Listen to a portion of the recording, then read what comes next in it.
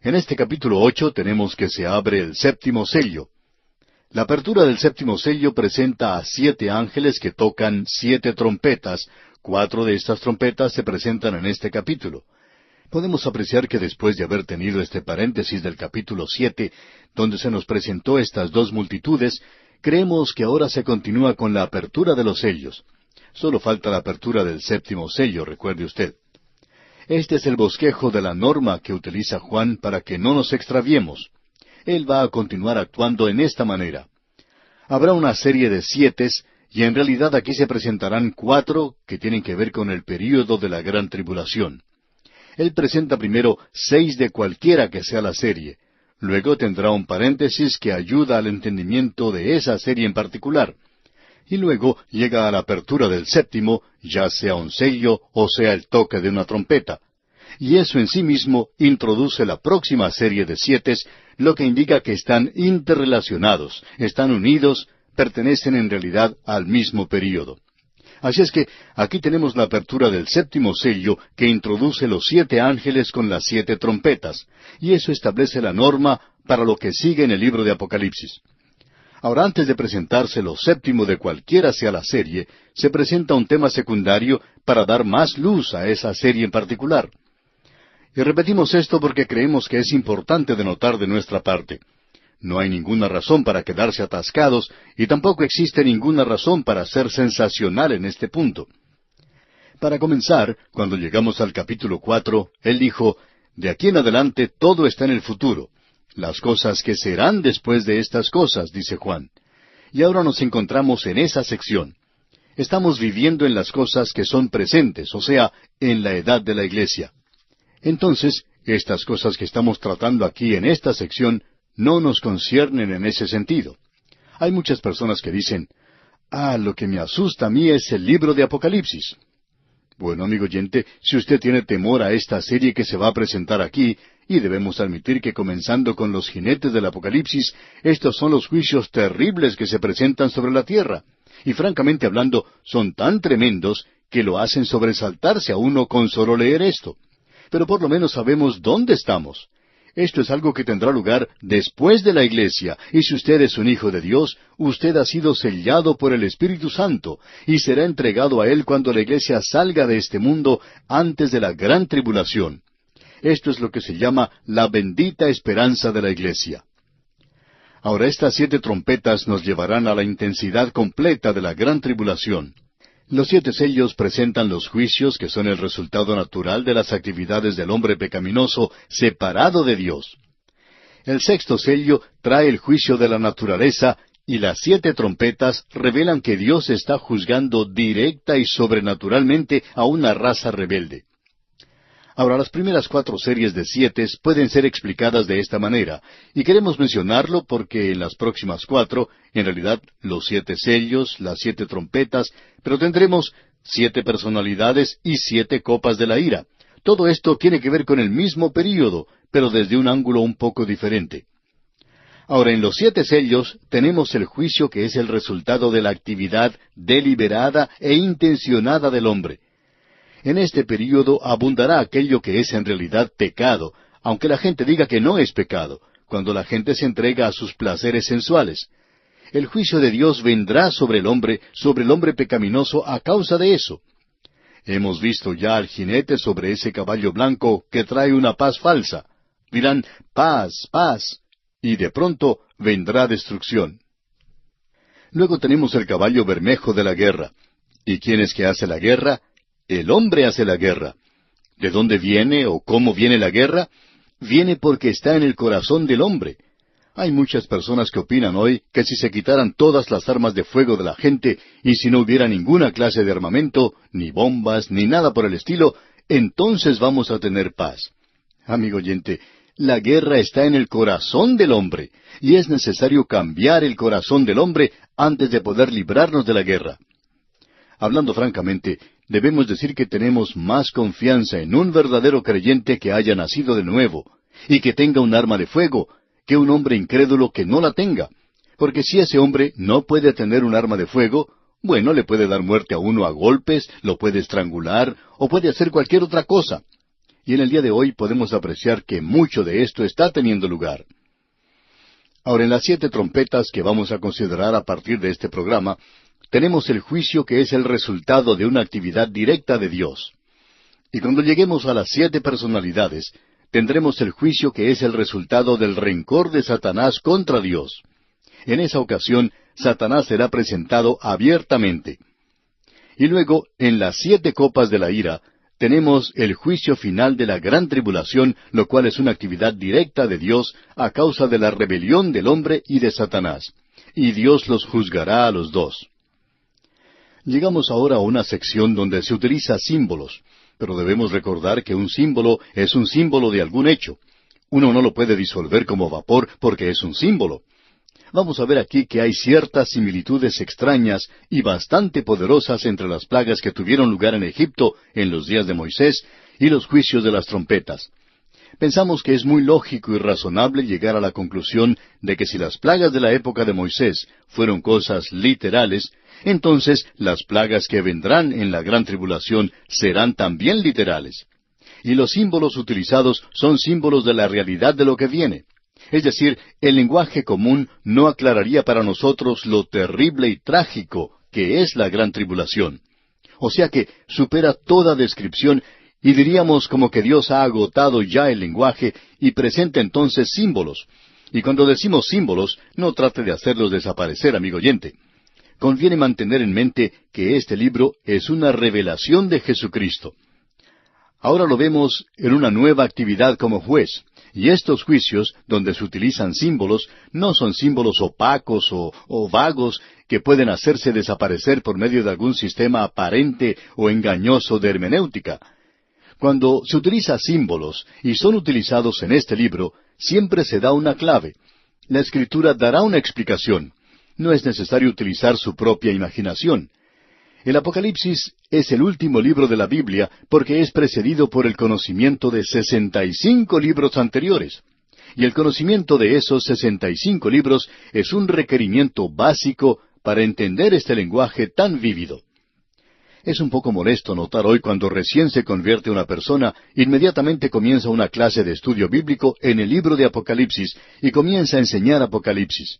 Sería mucho mejor que comenzara con el principio, con Génesis. Allí es donde se debe comenzar. O podría tomar cualquier otro libro, pero no tome el libro de Apocalipsis para comenzar a enseñar. Debemos recordar, amigo oyente, que nosotros ya hemos pasado casi 5 años recorriendo a través de la Biblia. Creemos que esto nos da el derecho de enseñar ahora el libro de Apocalipsis. No lo haríamos de ninguna otra manera. Y fue el apóstol Pedro, usted recuerda, quien dijo, entendiendo primero esto, que ninguna profecía de la Escritura es de interpretación privada. Usted no interpreta Apocalipsis por sí mismo. Hay otros 65 libros que le anteceden. Y estos símbolos que se presentan aquí son cosas que no se van a disolver como vapor en el aire. Es imposible borrarlos, no se les puede quitar. Esos símbolos se presentan por una realidad terrible y debemos reconocer eso. Ahora aquí tenemos la apertura del 7º sello y eso presenta a las 7 trompetas. Así es como ha sido preparado todo este libro, y si se sigue la estructura del libro como ha sido preparada, entonces impedirá que uno se aparte hacia el fanatismo y el sensacionalismo. Y por cierto que como creyente, uno debería evitar el decir que el libro de Apocalipsis es algo terrible, que nos atemoriza. No debería atemorizarle, sino que debería serle de consuelo. Le doy gracias a Dios que este mundo que anda tan loco en el presente, que en realidad pareciera estar lleno de personas enajenadas, tal es la manera en que la humanidad ha estropeado las cosas y se ha hundido en una situación tan difícil, le doy gracias a Dios que Él lo va a juzgar, amigo oyente, y lo juzgará correctamente cuando Él actúe. Y Él va a actuar. Estoy agradecido por eso. Es algo que me da mucho consuelo el reconocer eso, y me hace sentir muy lleno en el presente. Ahora a veces se nos dice que digamos esto o aquello por radio en cuanto a algún culto o secta que se presenta. No es nuestra tarea la de llegar y hacer eso aquí y denunciar alguna otra cosa. Nuestra tarea es sencillamente la de esparcir, la de predicar la palabra de Dios, y eso es lo que vamos a hacer. Él arreglará las cosas algún día. No queremos nosotros tener esta tarea por nada del mundo, y nos agrada saber que esa es la tarea de Él. Él arreglará este mundo y Él va a actuar en juicio. Quizá a usted no le guste esto, el hecho de que Él va a juzgar, el general Jesús, y ya hemos visto que la ira del Cordero era algo aterrador para aquellos en la tierra. Y cuando uno habla en cuanto al general Jesús, es necesario familiarizarse con Él. Él murió por usted, Él le ama, Él quiere salvarle, amigo oyente, pero si usted no quiere tenerle, entonces en su futuro hay un juicio aterrador. Ahora alguien quizá nos diga que estamos tratando de asustar a la gente. Bueno, amigo oyente, nos gustaría asustarle para que usted llegue al cielo, si pudiéramos hacerlo. Pero sabemos que la gente de hoy es demasiado sofisticada para eso y hay demasiados cínicos. Pero, amigo oyente, el juicio se aproxima a esta tierra. Y nosotros decimos, aleluya. Me agrada saber que Él viene porque me agrada que Dios no permitirá que esto continúe como hasta el presente. Ya ha pasado demasiado tiempo. Bien, por lo menos queremos poner ahora nuestro pie en el umbral de este capítulo 8, y el primer versículo de este capítulo dice, «Cuando abrió el séptimo sello, se hizo silencio en el cielo como por media hora». El autor de estos estudios bíblicos, el Dr. J. Vernon McGee, contaba que hace muchos años él hablaba en reuniones de jóvenes y se encontraba en un campamento en una ocasión con unos 300 o 400 jóvenes, y cierto día vio venir hacia él un grupo de niñas, y en el medio de ellas había un muchacho, y parecía que ellas lo iban a destrozar. Estaban haciendo mucho ruido, por cierto. Él no sabía de qué se trataba hasta cuando llegaron junto a él, y querían que él se enterara de lo que decía este joven. Y este joven dijo, «Doctor McGee, ¿sabía usted que no habrá ninguna mujer en el cielo?» Y el doctor McGee le contestó que no sabía eso. Y le preguntó si tenía alguna escritura que le sirviera de base para decir eso. Y le dijo que sí, que tenía un pasaje en las Escrituras y dijo que iba a haber silencio en el cielo por media hora, y que si hubiera mujeres allí, pues no podrían guardar silencio por tanto tiempo. Bueno, creemos que este joven sufría de un prejuicio, y todas esas jóvenes que le rodeaban estaban tratando de corregirle en esa interpretación en particular. Y estamos de acuerdo con lo que ellas decían, porque ese no es el significado, por supuesto, que se presenta aquí. Esto no quiere indicar que no va a haber ninguna mujer en el cielo. Bien, comenzamos este pasaje quizá de una manera ligera, liviana, y quizá nos equivocamos en hacer eso, porque aquí tenemos un pasaje que tiene mucha solemnidad y es muy serio, por cierto. El Señor Jesucristo aún está en control de las cosas. Él abre el séptimo sello y se introduce una fanfarria de 7 trompetas. Él dirige la acción desde el cielo. Él está a cargo de todo. Y Él está dirigiendo lo que está ocurriendo. Y tenemos que mantener esto en mente a través de todo este punto. No pierda de vista, amigo oyente, el hecho de que el Apocalipsis le presenta al Señor Jesucristo en su gloria, como el juez de toda la tierra. Amigo oyente, usted puede engañarse si Cristo es solamente presentado como el Jesús manso y humilde, que solamente hacía cosas buenas, y así hizo. Pero, amigo oyente, debemos notar que aquel que es el Cordero se presentará, como hemos leído, un día con la ira del Cordero. Juan había dicho de él, «He aquí el Cordero de Dios que quita el pecado del mundo». El mundo en realidad no está perdido, sino los pecadores. Ellos están perdidos porque han rechazado a Jesucristo, porque Él ha muerto por ellos. No importa lo que usted haga, amigo oyente, usted puede ir a una eternidad de perdición si no ha aceptado a Cristo. Pero Él ha muerto ya por usted, y si usted no se aprovecha de esa obra, usted hace que esa obra que Él realizó en la cruz sea una cosa ridícula y sin ningún sentido. Usted ha pisoteado la sangre de Cristo cuando toma esa clase de actitud o posición hacia Él. Así es que aquí tenemos una escena muy solemne. Él ordena que se detenga todo en el cielo, en el infierno y en la tierra. Nada puede moverse sin su autorización. Él ya ha ordenado que cesaran las fuerzas naturales en la tierra cuando ordenó que se sellara y salvara a esas 2 multitudes que mencionamos antes. Y ahora, por un breve momento, hay una calma en la actividad del juicio. Hay un silencio celestial. Godet definió esto de la siguiente manera. Este silencio es una pausa para la acción. Y eso nos gusta mucho. Es la calma antes de la tormenta. ¿Por qué sucede este silencio tan extraño? Bueno, su paciencia no se ha agotado. Cuando fue abierto el 6º sello y la naturaleza respondió con una convulsión poderosa, los hombres de valor se atemorizaron por un momento. Cristo les dio la oportunidad de arrepentirse. Pero como sucedió con Faraón en el pasado, cuando se quitó la presión de ellos, su corazón engañoso volvió a su intención original. Así es que muchos hombres regresan a la conducta blasfema cuando existe la calma. Probablemente se reprocharán a sí mismos por haber dado muestra de cobardía. Después de todo, solo era la naturaleza la que estaba reaccionando. No era Dios después de todo. Y todo puede ser explicado por causas naturales. Y eso es lo que ellos dirán. Pero amigo oyente, es la calma antes de la tormenta, como alguien dijo en el pasado. Los pasos de Dios de misericordia al juicio son siempre lentos, medidos y como que no quiere darlos. Dios es un Dios lento para la ira. El juicio es una operación extraña.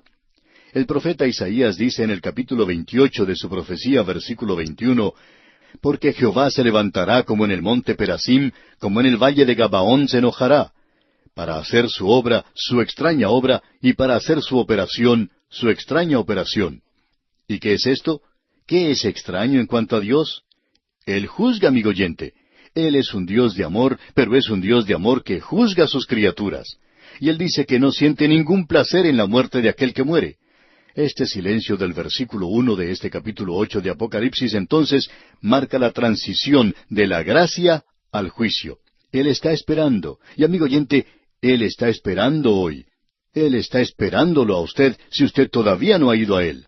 Y usted puede acercarse a Él ahora mismo, porque Él es un Salvador misericordioso. Acuda a Él en esta hora y sea salvo por toda la eternidad.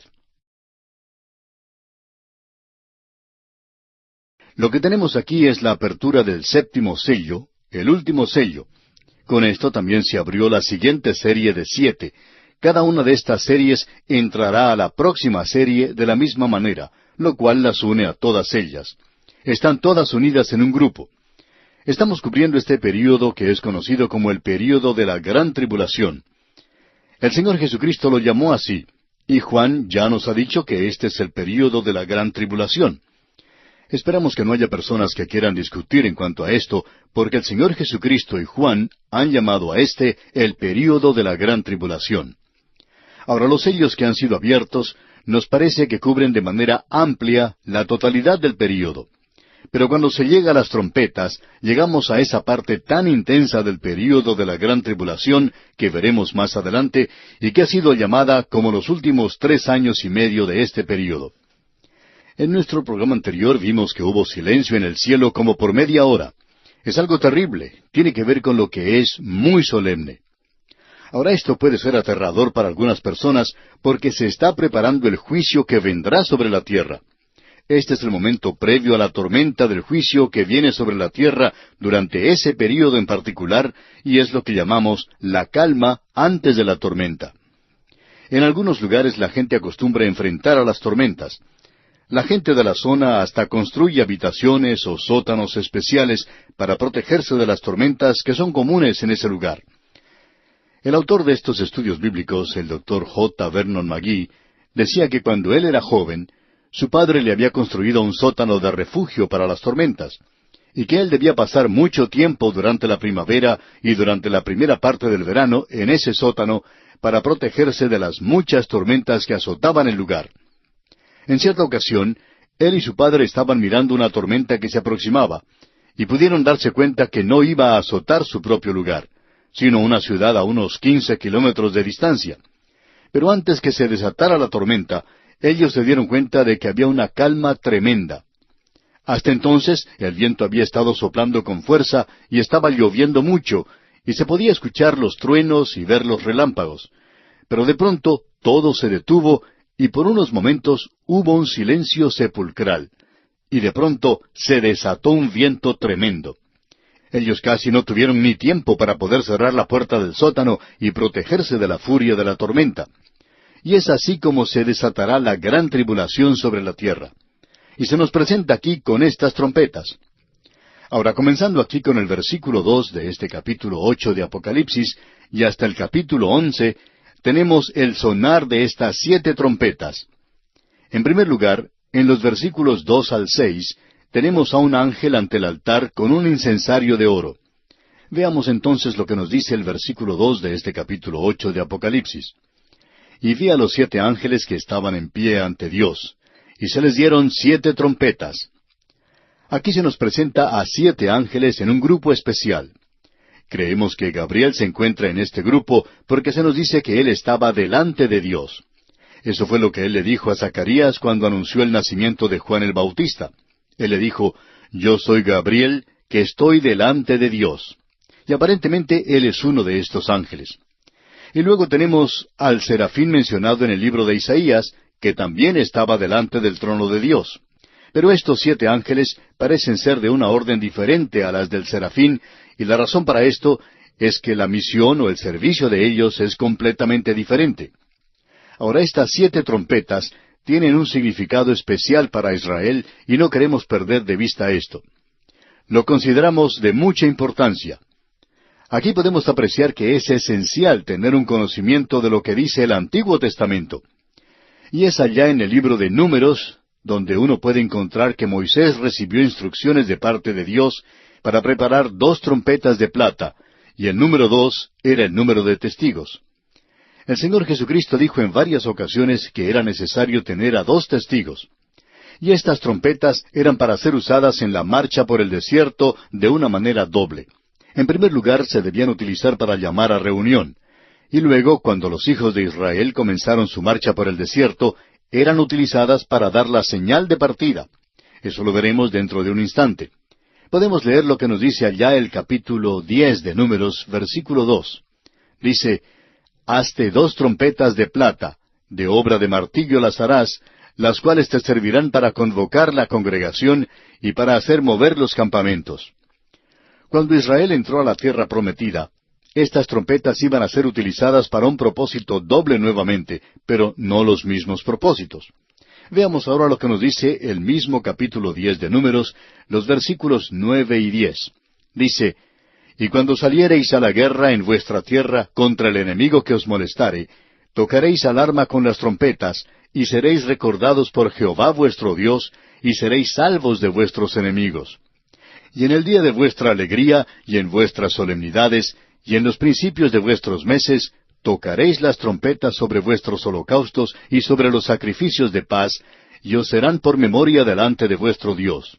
Yo, Jehová vuestro Dios». Ahora estas trompetas debían ser utilizadas de otra manera también.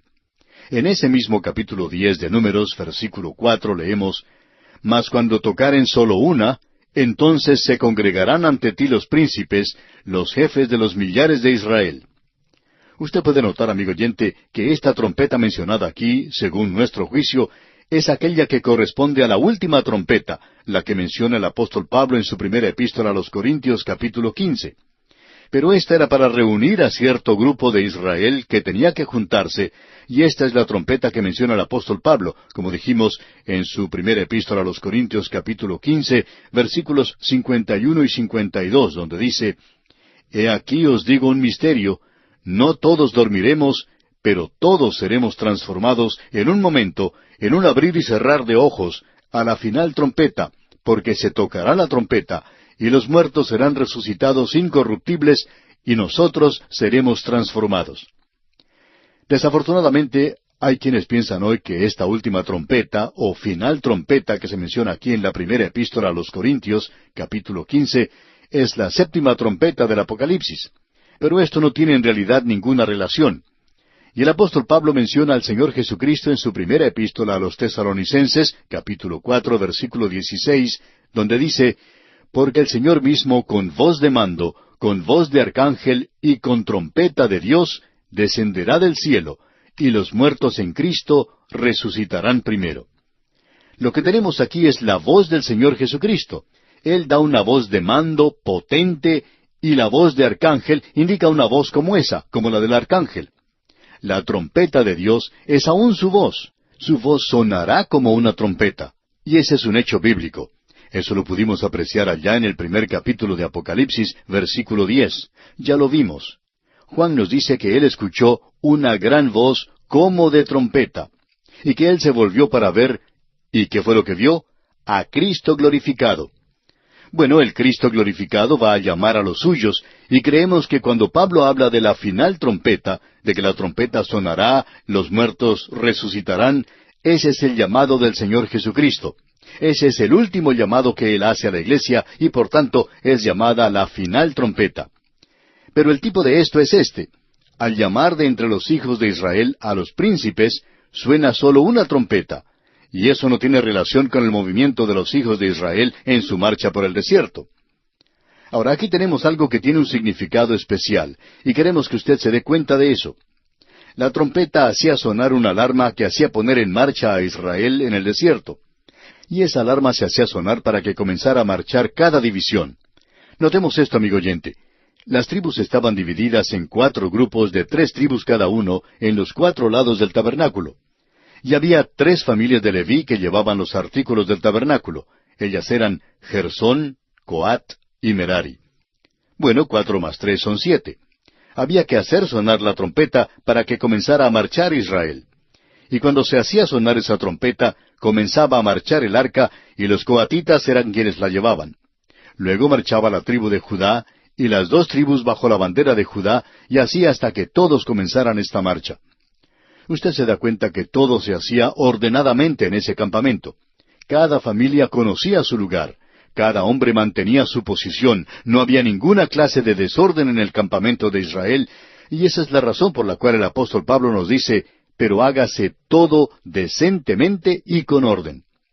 Nos gustaría mucho ver que la iglesia fuera tan ordenada como lo era Israel en su marcha por el desierto.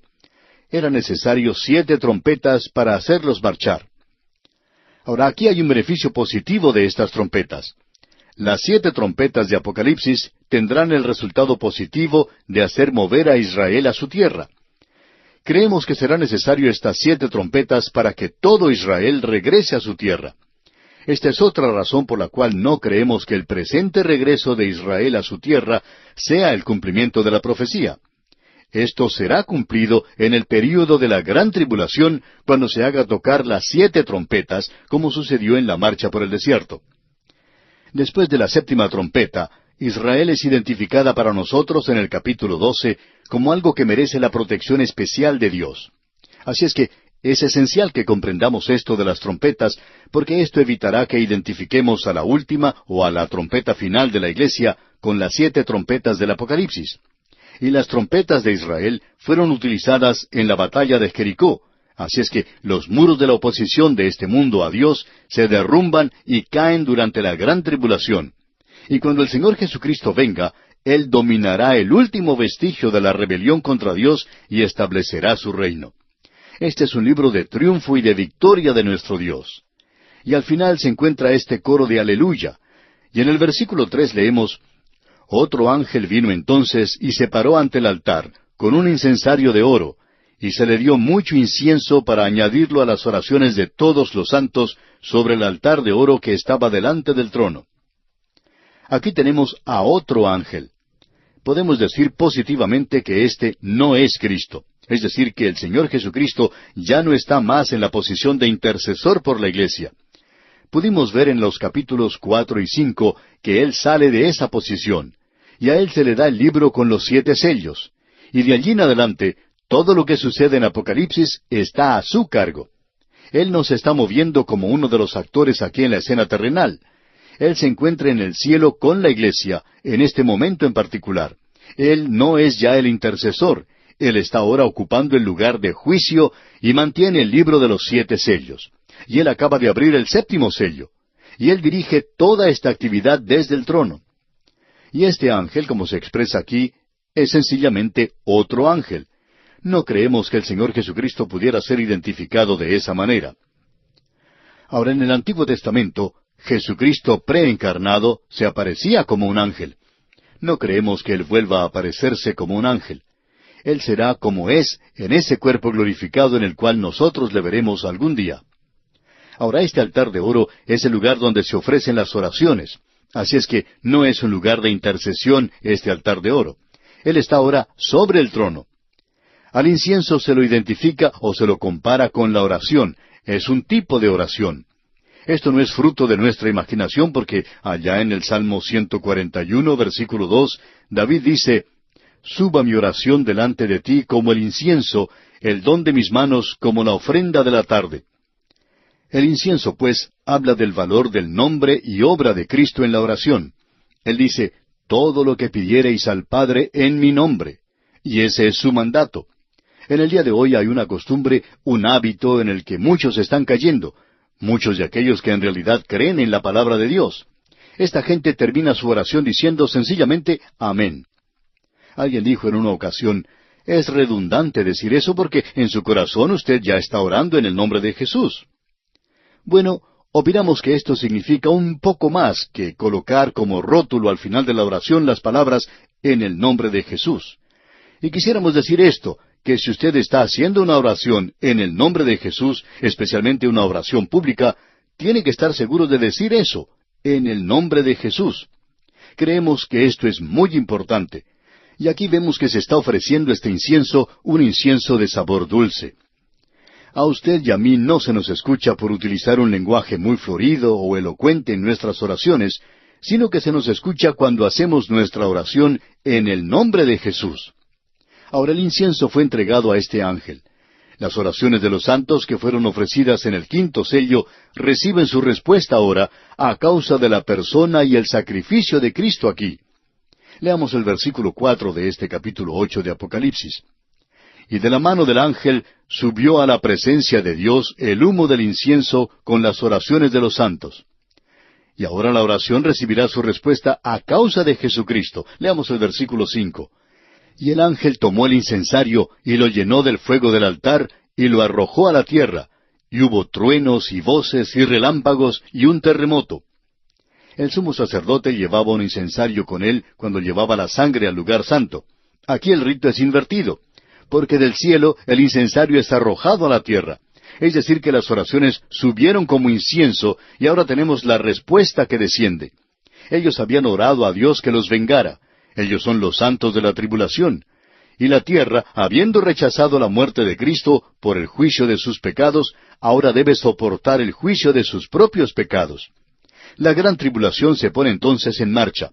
Y aquí dice, y hubo truenos. Eso demuestra que se acerca la venida de la tormenta del juicio de Dios. Y luego dice, y voces.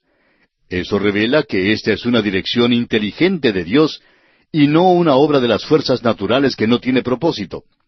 Dios está a cargo de esto. Luego los relámpagos siguen a los truenos. Esto no es una inversión del orden natural.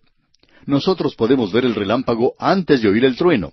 Esto es debido a que las ondas de luz viajan o se propagan más rápidamente que las ondas del sonido. En realidad, viene primero el trueno, pero nosotros no lo oímos a causa de nuestros oídos. Somos lentos para oír de todos modos. Luego el terremoto aquí es la respuesta de la tierra a la tremenda presión a la que se ve sometida en el juicio durante el período de la gran tribulación. Vamos a seguir avanzando un poquito más rápido hoy, porque vamos a tocar algunas trompetas, o mejor dicho, vamos a escuchar cuando los ángeles toquen estas trompetas. Eso es algo verdaderamente terrible. Este es el juicio de Dios que viene directamente sobre la tierra. El versículo 6 entonces de este capítulo 8 de Apocalipsis dice, y los 7 ángeles que tenían las 7 trompetas se dispusieron a tocarlas. Este es un momento solemne. Ya ha terminado esa media hora de silencio. Las oraciones de los santos se han escuchado. Ya se ha dado la orden para hacer tocar las trompetas. Los ángeles toman una posición de atención y al tocar las trompetas, la ira divina se desata sobre los hombres rebeldes. El tocar de las trompetas no introduce símbolos de secretos. Las plagas que se mencionan aquí son plagas literales. Este método que existe hoy de evaporar el significado de la Escritura es tan malo como el tratar de negar la inspiración de la palabra de Dios. Es decir, es estar diciendo que Dios no quiere decir lo que dice, y que esto quiere decir algo completamente diferente. Ahora, en el versículo 7 de este capítulo 8 de Apocalipsis leemos, el primer ángel tocó la trompeta, y hubo granizo y fuego mezclados con sangre, que fueron lanzados sobre la tierra, y la tercera parte de los árboles se quemó, y se quemó toda la hierba verde. Este es un juicio directo de parte de Dios. Su juicio cae sobre toda la vida vegetal, desde el pasto o hierba hasta los grandes árboles. Toda clase de vida botánica es afectada al principio. Notemos esto, sin embargo, que aquí se menciona solamente una tercera parte. Ese es un golpe tremendo sobre la tierra. Y el fuego es el gran enemigo que Dios usa. En el primer juicio global, Dios utilizó el diluvio. Ahora va a ser el fuego. En realidad, amigo oyente, esta tierra va a ser transformada por el fuego, purificada por fuego. Ahora las praderas y los bosques cubiertos de hierbas son destruidos parcialmente por el fuego. Se indica que es la tercera parte de todo esto, y eso demuestra la gran extensión del daño causado, una tercera parte. No es una cuarta parte ni tampoco la mitad, sino que indica una tercera parte. Ahora, aquí está hablando de plantas, de la vida vegetal. Usted recuerda que la vida vegetal fue la primera que fue creada, y es la primera en ser destruida. El primer capítulo de Génesis comienza hablando de la vida vegetal después que se ha establecido el orden en el sentido físico del globo terráqueo. Este es un juicio literal sobre la vida vegetal, de la misma manera que las 7 plagas de Egipto fueron literales. Señalamos anteriormente el hecho de que había una similitud extraordinaria entre las plagas en Egipto y los juicios de las trompetas. Nuevamente debemos decir que esto no es ningún accidente, porque si usted regresa a ver lo que dice el libro de Éxodo, descubrirá que las plagas allí eran algo literal, y cada creyente en la Biblia tiene que estar de acuerdo con esto. Entonces, también debe estar de acuerdo en que las plagas mencionadas en Apocalipsis deben ser aceptadas de la misma manera. No conocemos qué tipo de hermenéutica uno puede usar para interpretar una cosa de una manera en un lugar y de otra manera en otro lugar, a no ser que la Escritura le indique claramente que usted puede hacer tal cosa. Probablemente deberíamos leer lo que nos dice allá el libro de Éxodo. En el capítulo 9, versículo 18 de Éxodo, tenemos lo siguiente.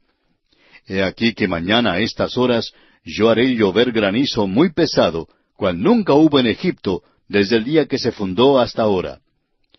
Y cuando cayó este granizo sobre la tierra, se nos dice que destruyó la hierba del campo en el país de Egipto.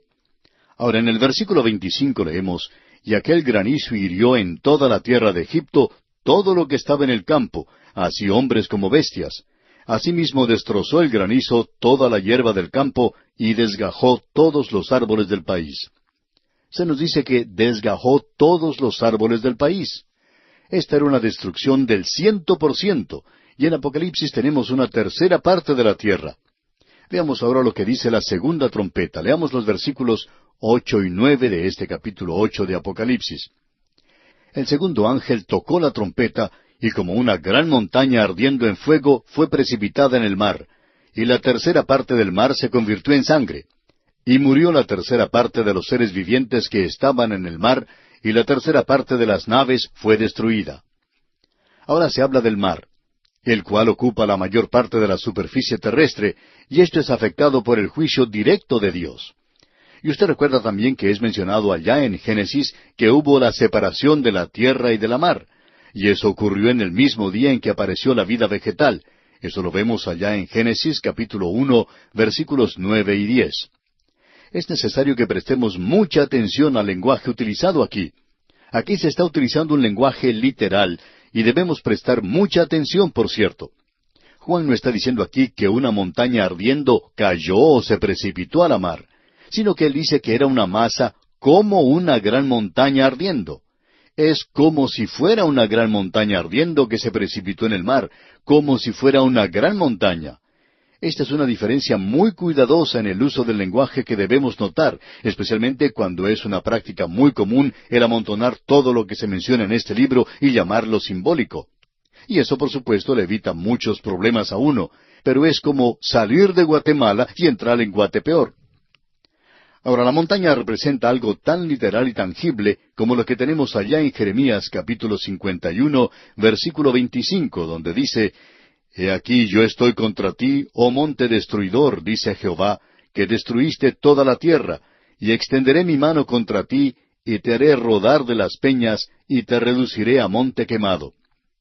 Esta masa literal cae a un mar literal, y una tercera parte llega a ser sangre literal, y una tercera parte de todas las criaturas vivientes, literalmente en una mar literal, mueren una muerte literal. Nada puede ser más claro que todo esto. Y también se dice que una tercera parte de las naves, literalmente de las naciones, fueron literalmente destruidas. Si usted, amigo oyente, le permite a Juan que diga lo que quiere decir, lo presenta muy claramente. No hay necesidad de ir de un lugar a otro tratando de encontrar algún símbolo de que esto es algo simbólico. ¿Simbólico de qué? Dios no dice que eso es simbólico. Él lo presenta claramente, una gran masa o fuerza que es colocada en el océano. No sabemos qué puede ser esto. Usted nos pregunta, ¿por qué es que no sabemos? Bueno, por dos razones. En primer lugar, Juan no nos dijo. Y él no le dijo a nadie tampoco. Esa es la razón por la cual no creemos que nadie tenga la respuesta. Y la segunda razón es esta, que nosotros no esperamos estar aquí en ese entonces para poder leer lo que dicen los periódicos, esas malas noticias que siempre tenemos en los periódicos en el día de hoy. Y estamos seguros que esto continuará, aunque de una manera más profusa, en el período de la gran tribulación. Así es que no vamos a estar aquí para leer eso. Entonces, podríamos decir que esto no nos concierne demasiado, aparte de darnos cuenta de la terrible tragedia que se avecina sobre un mundo que rechaza a Cristo, que en realidad se está burlando, que pone en ridículo la palabra de Dios en el presente. Esto es algo que causa tristeza al corazón del creyente, pero no debemos hacer más de eso.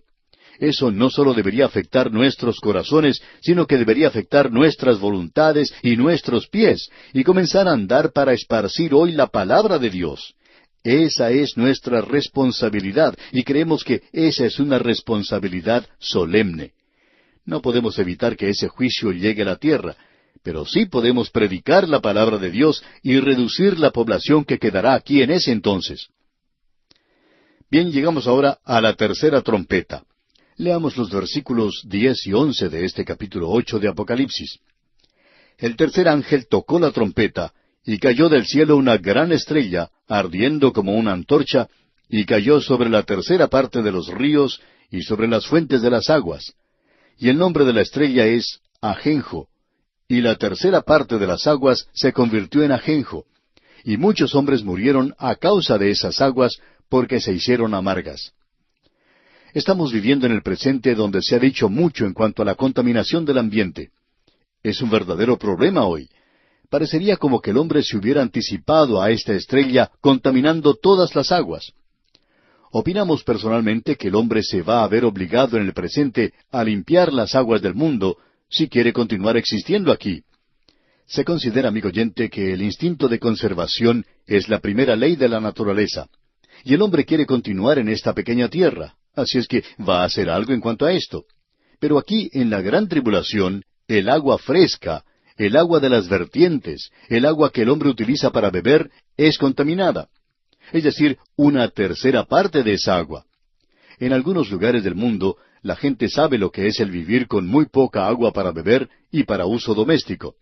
Algunos países de vez en cuando sufren grandes sequías y es muy difícil obtener agua para beber. Eso es algo verdaderamente esencial tanto para el hombre como para los animales. Estamos seguros que en una ocasión u otra usted habrá visto en revistas y periódicos fotografías de personas con ollas y otros utensilios de cocina yendo a algún lugar para buscar agua y llevarla a sus hogares.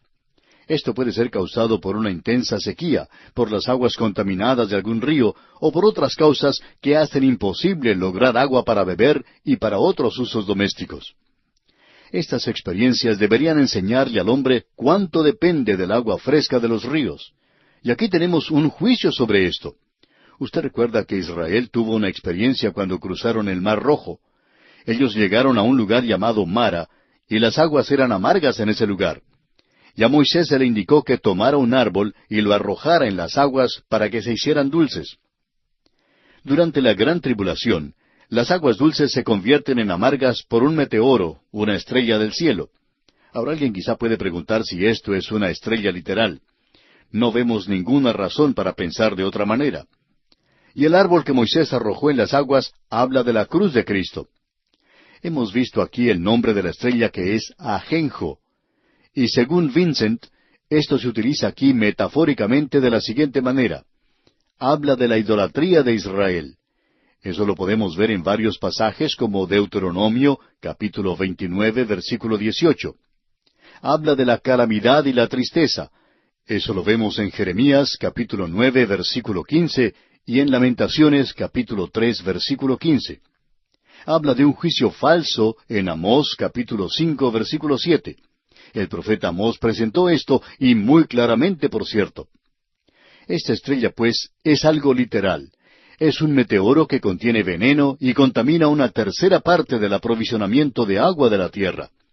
Este nombre sugiere que este es un juicio contra la idolatría y la injusticia del hombre. La calamidad y la tristeza son las compensaciones naturales que vienen sobre el hombre a causa de este juicio. Creemos que este pasaje es algo sobresaliente en las Escrituras. Bien, llegamos ahora a la cuarta trompeta. Leamos el versículo 12 de este capítulo 8 de Apocalipsis. El cuarto ángel tocó la trompeta, y fue herida la tercera parte del sol, y la tercera parte de la luna, y la tercera parte de las estrellas, para que se oscureciese la tercera parte de ellos, y no hubiese luz en la tercera parte del día, y asimismo de la noche. Otro aspecto de la creación de la cual depende la humanidad en esta tierra para ser provista de luz y vida es el sol, y en un menor grado el hombre depende también de la luna y las estrellas. Fue en el cuarto día de la creación que estos cuerpos celestiales aparecieron. Habían sido creados antes, pero fue entonces cuando fueron iluminados. Y ahora es como si esta luz fuera apagada en una tercera parte de la tierra. Dios había permitido que estas luces iluminaran, la lumbrera mayor para que señorease en el día, y la lumbrera menor para que señorease en la noche, dice en Génesis 1:16. Estas lumbreras eran también para servir de señales para las estaciones. El Señor indicó que en la gran tribulación habrá señales especiales en los cuerpos celestiales. El Señor Jesucristo mencionó eso allá en el Evangelio según San Mateo, capítulo 24, versículo 29, donde dice: «E inmediatamente después de la tribulación de aquellos días, el sol se oscurecerá, y la luna no dará su resplandor, y las estrellas caerán del cielo, y las potencias de los cielos serán conmovidas». Bueno, las leyes de la naturaleza son alteradas radicalmente por estas perturbaciones. Hay una definitiva limitación de sólo una tercera parte de la luz y del día que es afectada, pero la intensidad de la luz es reducida en una tercera parte de su potencia en vatios, digamos. Hoy se habla mucho en cuanto a una reducción de la energía, una falta de energía. Amigo oyente, vendrá una reducción muy grande a esta tierra algún día. En cierta ocasión, en una ciudad industrial del nororiente de los Estados Unidos, hubo necesidad de cerrar muchas plantas o fábricas, y varios miles de trabajadores fueron dejados cesantes, y muchos comenzaron a abandonar la ciudad. Y uno de estos chistosos, que nunca faltan, puso un cartel a la salida de la ciudad que decía: «El último que abandone la ciudad, por favor, apague las luces». Bueno, amigo oyente, Dios está listo a apagar las luces de esta tierra. Sin embargo, el Señor dijo claramente allá en Génesis, capítulo 8, versículo 22, «Mientras la tierra permanezca, no cesarán la sementera y la siega, el frío y el calor, el verano y el invierno, y el día y la noche». Creemos que existe algo muy interesante en conexión con esto, y queremos citar lo que dijo Roberto Godet. Dice él: «Es así que aún continúa el día, aunque su brillantez se ha disminuido. Dios muestra su derecho a cuestionar el derecho del hombre en cuanto al pacto. Él no ha cumplido con los términos de ese pacto. Sangre por sangre no es derramada por las naciones. Para ese entonces, el mandato de dar muerte al asesino es negado por el mundo a través de una filantropía falsa». Este es otro aspecto de la pena capital. Hay jueces de corazones demasiado tiernos, y cabezas tiernas también, que quieren acabar con la pena capital y dejan que los criminales anden libres en este mundo del presente, y esto es lo que ha sucedido. El hombre continúa dirigiéndose en esa misma dirección. Amigo oyente, Dios dice que Él dio un mandamiento o un pacto en el cual el hombre debería proteger la vida humana. Y uno protege la vida humana cuando castiga a los criminales y cuando los quita de esta vida. Amigo oyente, eso sirve para disuadir el crimen, y cualquier persona que diga que no sirve para disuadir el crimen tiene que ser como un avestruz que esconde su cabeza en la arena, porque es muy obvio que sirve para disuadir el crimen. Amigo oyente, aquí tenemos algo muy destacado, por cierto. Nosotros creemos que la pena capital será abolida por el anticristo si eso no llega a ocurrir antes. Ahora el versículo 13, el último versículo de este capítulo 8 de Apocalipsis, dice: «Y miré y oí a un ángel volar por en medio del cielo, diciendo a gran voz, ay, ay, ay de los que moran en la tierra, a causa de los otros toques de trompeta que están para sonar los tres ángeles. Cuando se toca la cuarta trompeta, se hace un anuncio de una rara intensidad de ayes en el juicio que viene sobre la tierra, y las últimas tres trompetas están separadas de las primeras cuatro y son trompetas de ayes. Ahora aquí tenemos a un águila. Este es un águila en lugar de un ángel hablando. La palabra traducida como ángel al principio de este versículo significa literalmente águila. Y quizá usted pregunte, bueno, ¿es un águila literalmente? Porque está hablando. Bueno, amigo oyente, si Dios puede hacer que un loro hable y también otras aves, ¿por qué tiene usted dificultad de que hable un águila? Y es interesante que Él eligió un águila aquí porque el Señor Jesucristo dijo en Mateo capítulo 24, versículo 28, porque donde quiera que estuviera el cuerpo muerto, allí se juntarán las águilas. Y eso será después de esa gran batalla de Armagedón.